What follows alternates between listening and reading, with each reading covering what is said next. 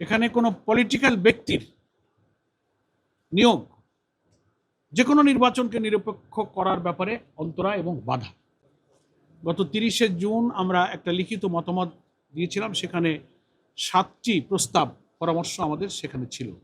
আজকে প্রায় 1 মাস পর, আজকে 29শে জুলাই, আমরা সরাসরি এসেছি আরও 2টো নতুন প্রস্তাব নিয়ে। স্পেশালি একটা চিঠি আমরা চিফ ইলেকশন কমিশনারকে দিয়েছি, তার সঙ্গে আগের দিনের 7টি প্রস্তাব যুক্ত করে এই 9টি প্রস্তাবের উপরই আমাদের আজকে মোটামুটি আলোচনা হয়েছে।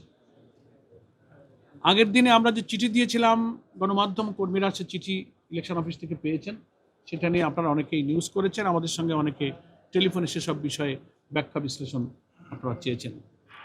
আজকে প্রধানত 4টি গুরুত্বপূর্ণ বিষয় আমরা আলোচনায় নিয়ে এসেছি।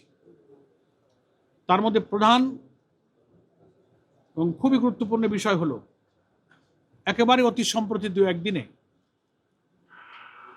সরকারের একজন রাজনৈতিকভাবে পরিচিত পলিটিক্যাল ফিগারকে নির্বাচন কমিশন সচিবালয়ের অতিরিক্ত সচিব, অ্যাডিশনাল সেক্রেটারি হিসেবে জনাব শামসুল আলমকে নিয়োগ দেওয়া হয়েছে।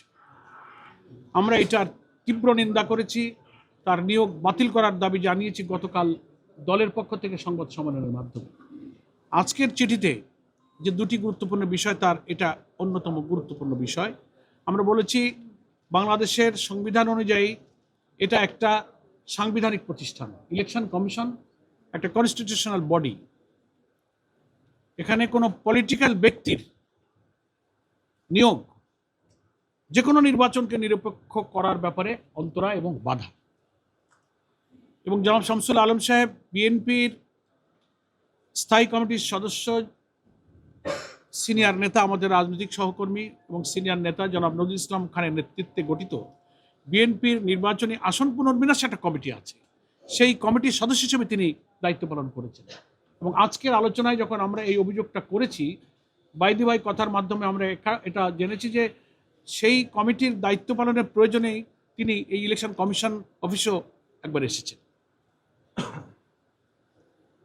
তো আমাদের আজকের আলোচনার প্রথম এবং প্রধান উদ্বেগের বিষয়, যেটা ওনাদেরকে জানিয়েছি, যে এই রাজনৈতিক নিয়োগকে বাতিল করতে হবে।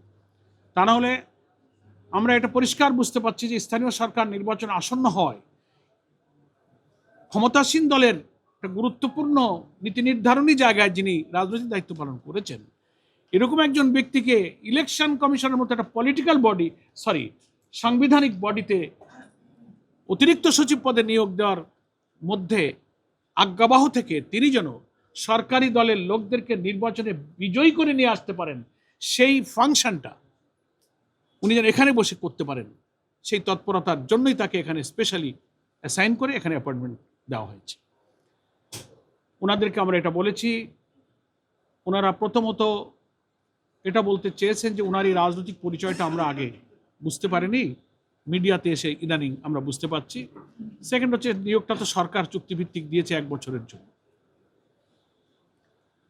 তো আমরা সাংবিধানিক প্রশ্ন তুলেছি, অবসরপ্রাপ্ত কোনো লোককে চুক্তিভিত্তিক নিয়োগ অন্য জায়গায় দেওয়া যায়, সেখানে কোনো অসুবিধা নেই, কিন্তু নির্বাচন যেখানে রিলেটেড এবং যে নির্বাচন নিরপেক্ষ করার জন্য এটা একটা সাংবিধানিক বিরাট প্রতিষ্ঠান, এখানে কোনো পলিটিক্যাল ব্যক্তি যিনি একেবারে সদ্য বিগত যে জাতীয় নির্বাচনে একটা দলের পক্ষে দায়িত্ব পালন করেছেন, তার ইলেকশনে কমিশনে আসাটা আগামী নির্বাচন একেবারে দিব্যি নিরপেক্ষ হবে না, একদিকে নিয়ে যাবে, এই উদ্দেশ্যে তারা এখানে অ্যাপয়েন্টমেন্ট দিয়েছে।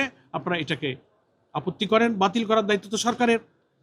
ওনারা কথা দিয়েছেন যে আমরা এগুলো ইলেকশন, আমরা এটা প্রশ্ন করেছি যে আপনারা যখন দেখলেন এরকম একজন ব্যক্তিকে, তো আপনারা অক্ষমতা ব্যক্ত করতে পারতেন, আপনারা জয়েন করতে দিতেন না, সরকারের কাছে আপনারা আপত্তি জানাতে পারতেন।